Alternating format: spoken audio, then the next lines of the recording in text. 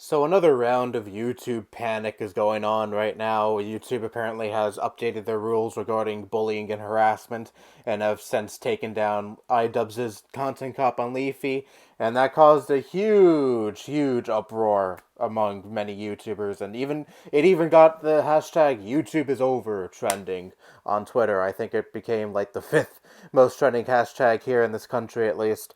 So anyways, it kind of got me thinking about this whole subject regarding deplatforming and censorship on the internet, supposed censorship at least.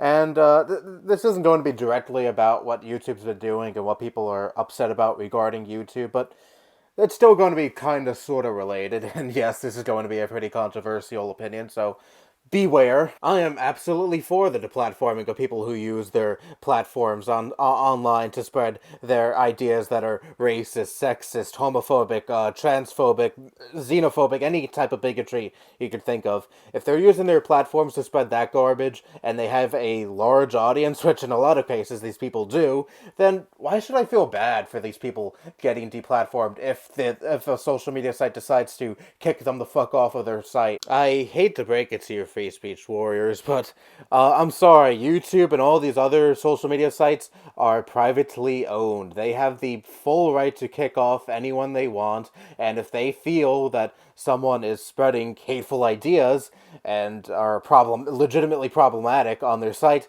they have the full right to kick that person off. It is not complete anarchy. There are rules that people have to abide by, and if a website doesn't really want people who spread legitimately hateful ideas and can actually spread those ideas to a large audience, then they have the full right to get that person the fuck off of their website. And I shed zero tears whatsoever whenever that happened. Like to Alex Jones, he got completely fucking blacklisted off of YouTube, Twitter, Facebook, Spotify, other services that had his show on there.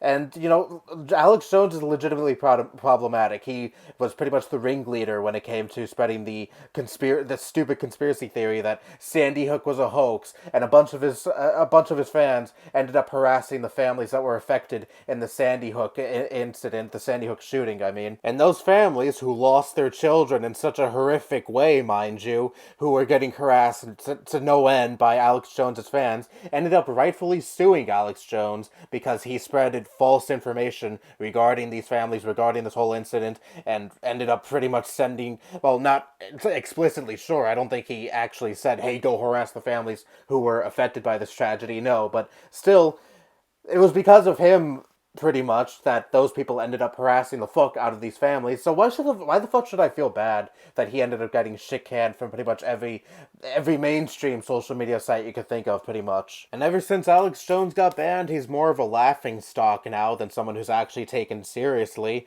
And also, let's not forget that other guy, Milo Yiannopoulos. He was such a big fucking name within the anti-SJW community back in 2016, and then his little weird comments regarding pedophilia and how he was raped as a child and he liked it and that was supposedly a good thing, resurfaced when he talked about it on Drunken Peasants and other podcasts he went on.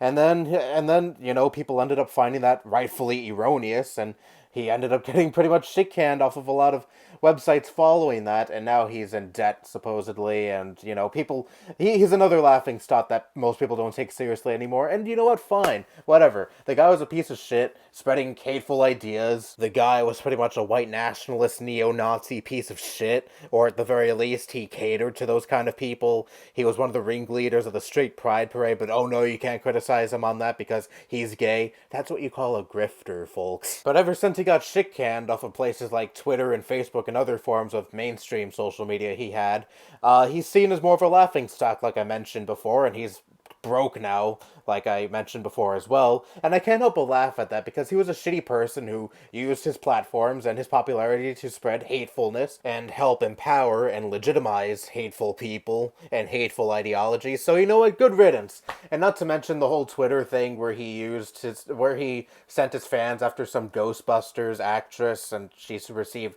nonstop harassment from them for the longest time. And then, he acted like a complete victim when he rightfully got shit canned off of Twitter for that. That's all hilarious. But anyways, My main point here is when you take away these platforms from these legitimately hateful people, it takes away their, well, legitimacy. They no longer have a large platform to spread their hatefulness on, so they have to go off to other alternative social media sites like Minds or Gab or other sites that really cater to neo-Nazis and are infested with those kind of people because they got shit canned off of mainstream social media sites. Anyways, they have to go off to sites like those, and then their audience just decreases and decreases and decreases because they're not getting the same reach that they once had when they were on those mainstream social media websites.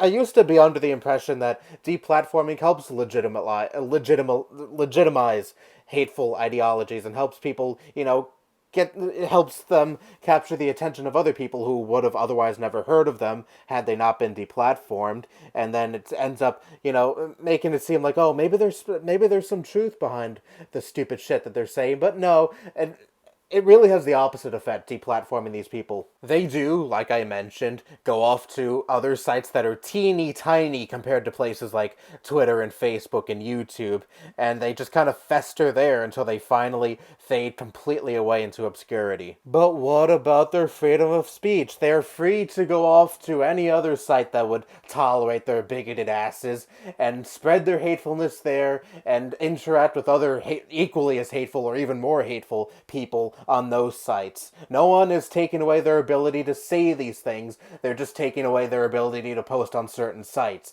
Again, their freedom of speech is not infringed on. And like I said, privately owned websites like YouTube, Facebook, Twitter, and such have the freedom to kick off anyone they choose for whatever reason it is that they feel justifies them getting banned off of their websites. And there's nothing that you and I can say or do about it to stop that. It's the unfortunate reality, but it's just reality. I'm sorry. And yes, of course, it does suck when people who are legitimately banned off of these sites, who are spreading no hatred whatsoever, it does suck when those people are kicked off for bullshit reasons, of course. But when someone is actually problematic and has hateful ideas and is able to attain an audience with those same ideas, which in turn makes those ideas seem more legitimate and can actually radicalize people who don't know any better into thinking that those ideas are actually based in reality, should I really feel bad when those people are kicked off of whatever platform they're on? I'll let you answer that. For now, that's all I have to say. Bye-bye.